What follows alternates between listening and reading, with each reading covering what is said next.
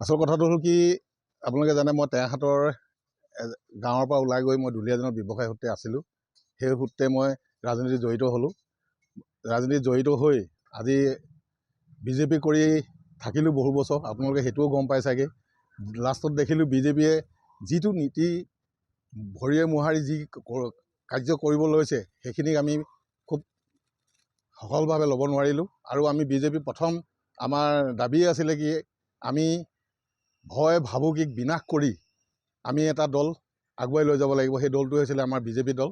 কিন্তু আকৌ দেখি বিজেপি দলতে সেই যিবিলাকৰ বিৰুদ্ধে আমি মাত মাতিছিলোঁ সেইবিলাকে আহি বিজেপি দলত দখল কৰি আমাকে আজি ভয় ভাবুকি দি যেতিয়া দল কৰিবলৈ ল'লে, ৰাইজক চলাবলৈ ল'লে, তেতিয়া আমি তাত আমাৰ থকা কোনো যোগ্যতা নাই বুলি ভাবি আমি দলৰ পৰা ওলাই আহিলোঁ। আহি মই আপোনালোকে গম পায় ছেপ্টেম্বৰ মাহত মই অসম জাতীয় পৰিষদত যোগদান কৰিলোঁ। অসম জাতীয় পৰিষদত যোগদান কৰা মূল উদ্দেশ্যটোৱে হ'ল বিশেষকৈ আঞ্চলিকতাবাদত থাকিলে আমি হয়তো নিজৰ জাতিটোৰ কাৰণে আমি মাত মাতিব পাৰিম, নিজৰ মাটি ভেটিৰ কাৰণে মাত মাতিব পাৰিম। আৰু সেই আশাৰে আমি অসম জাতীয় পৰিষদত যোগদান কৰিলোঁ। আৰু লুৰিণজ্যোতি গগৈ হাত সবল কৰিবৰ কাৰণে তেখেতৰ লগত আমি আহি আজি দুলীয়াজান সমষ্টিত মই দলৰ ফালৰ পৰা হওক বা মোৰ নিজৰ ফালৰ পৰা হওক টিকেটৰ দাবীদাৰ হিচাপে মই অৱতীৰ্ণ হৈছোঁ। কাৰণ আপোনালোকে জানে দুলীয়াজানৰ সমষ্টি বিশেষকৈ টেঙাখাট অঞ্চল আৰু সিফালে ভাদৈ পঞ্চায়ত আৰু ৰঙাগড় পঞ্চায়তত মই আজি 3 মাহ ধৰি ঘূৰি যিটো অৱস্থা দেখিছোঁ, সকলো বাট পথ শোচনীয় অৱস্থা হৈ আছে। বহু ধৰণৰ আজি আপুনি জানে আমাৰ ভেটেনেৰী হস্পিটেল নাই। আৰু আপুনি দেখিছে আমাৰ আজিৰ দিনত ল'ৰা ছোৱালীবিলাকে কাৰিকৰী শিক্ষা প্ৰতিষ্ঠানৰ যোগেদি আমাৰ যিকোনো উদ্যোগ প্ৰতিষ্ঠানত মকৰল হয়। সেই মকৰলৰ হ'বৰ কাৰণে আমাৰ কাৰিকৰী শিক্ষা প্ৰতিষ্ঠানটোৱে আজি দুলীয়াজান সমষ্টিত হৈ নুঠিলে। এইবিলাক কথা লৈ আমি চিন্তা কৰি আমি নিজে ভাবিছোঁ যে যদি দলে আমাক ইয়াৰ পৰা মোক এবাৰ প্ৰতিনিধি হিচাপে যদি বিচাৰ কৰে তেতিয়া নিশ্চয়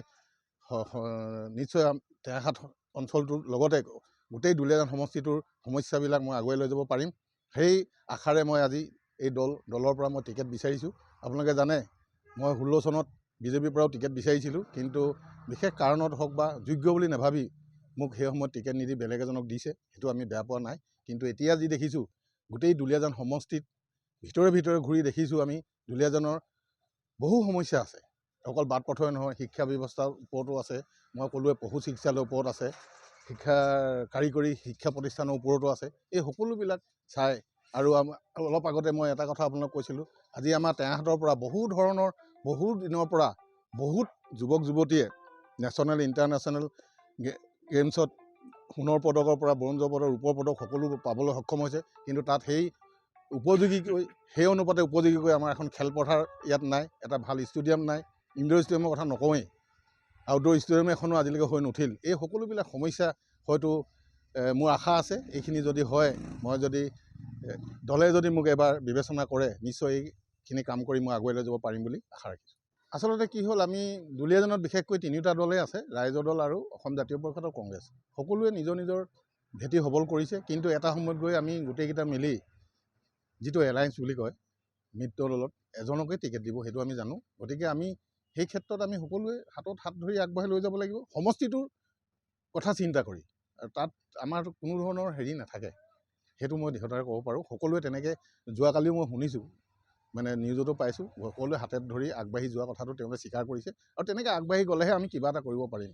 নহ'লেতো এই দুলীয়াজানৰ বিশেষকৈ মই অসমৰ কথা নকওঁৱেই, দুলীয়াজান সমষ্টিটোৰ সমস্যা হৈ থাকিব। কিন্তু সেই ক্ষেত্ৰত মই বৰ বেছিকৈ নকওঁ। এটা কাৰণেই নকওঁ, তেখেতৰ নিজৰ ইচ্ছামতে তেখেতে কৰিব নিবিচাৰিলে নে তেখেতে কৰোঁ বুলি নকৰিলে সেইটো মই নাজানো। কিন্তু এটা কথা কিন্তু মই তেখেতৰ ওপৰত বা চৰকাৰখনৰ ওপৰতে মই দোষাৰোপ কৰিম। মই বাৰে বাৰে কৈ আহিছোঁ, আজিৰ যুগত যুৱকসকলক কাৰিকৰী শিক্ষাৰ ফালৰ পৰা যদি উন্নতি নহয়, তেখেতলোকে যদি পৰিপক্ক নহয়, কোনো এটা উদ্যোগ প্ৰতিষ্ঠানত চাকৰি পোৱা সম্ভৱ নহয়। এতিয়া সেইটো দিন আহিলে। গতিকে দুলীয়াজান সমষ্টিত এটা কাৰিকৰী শিক্ষা প্ৰতিষ্ঠানটোৱে তেওঁ গঢ়ি তুলিব নোৱাৰিলে। বাকী সমস্যাবিলাক তেখেতে সমাধান কৰিব বুলি আৰু আপোনালোকে পাই আছে, কেনেকৈ কৰিব কি নকৰিব জানিছে। আৰু মই এটা বস্তু দেখিছোঁ, আজি মই ক'লোঁ আপোনালোকক, আগতো কৈ আহিছোঁ, 3 মাহ ধৰি মই গোটেই সমষ্টিটো গাঁৱে ভূঞে ঘূৰি ফুৰিছোঁ, দেখিছোঁ গাঁৱৰ ভিতৰত ৰাস্তা পদূলি অৱস্থা খুব শোচনীয়। গতিকে তেখেতে কি ভাবি নকৰিলে বা কি কাৰণে নকৰিলে এই বিষয়লৈ মই তেখেতক ক'বলৈ নাযাওঁ, কাৰণ সেইখিনি তেখেতৰ নিজৰ মনৰ কথা, আৰু তেখেতে সেই অনুপাতে ৰাইজে তেওঁক বিচাৰ কৰিব। আগন্তুক দিনত ৰাইজে বিচাৰ কৰিব যে তেওঁক ৰাখিব লাগে নে বেলেগক আনিব লাগে। গতিকে সেইখিনিও মই ৰাইজৰ ওপৰলৈকে ঠেলি দিছোঁ। সেই ক্ষেত্ৰটোত মুখ্যমন্ত্ৰী ডাঙৰীয়াৰ বক্তব্যটো নিউজত ময়ো শুনিছোঁ, কিন্তু সেই অনুপাতে বহুত প্ৰতিবাদো হৈছে। সেইখিনি কথা শুনি বেয়াও লাগিছে সঁচাকৈ। 600 কোটি টকা ক'তনো তেখেতে উন্নয়ন কৰিলে সেইটো নাজানো, কিন্তু এটা বস্তু দেখিছোঁ মই, বাগান এৰিয়াবিলাকত কিন্তু পথবিলাক বহুত সুন্দৰভাৱে সুচল কৰি তুলিছে। বিশেষকৈ আমাৰ গাঁও ভূঁইবিলাকতহে এইবিলাক হোৱা নাই। হয়তো তেখেতে কেনেধৰণে ক'ত ব্যৱহাৰ কৰিলে সেই পুঁজি, সেই বিষয়লৈ মই তেনেকৈ বিতংকৈ ক'বলৈ বিচৰা নাই আজি।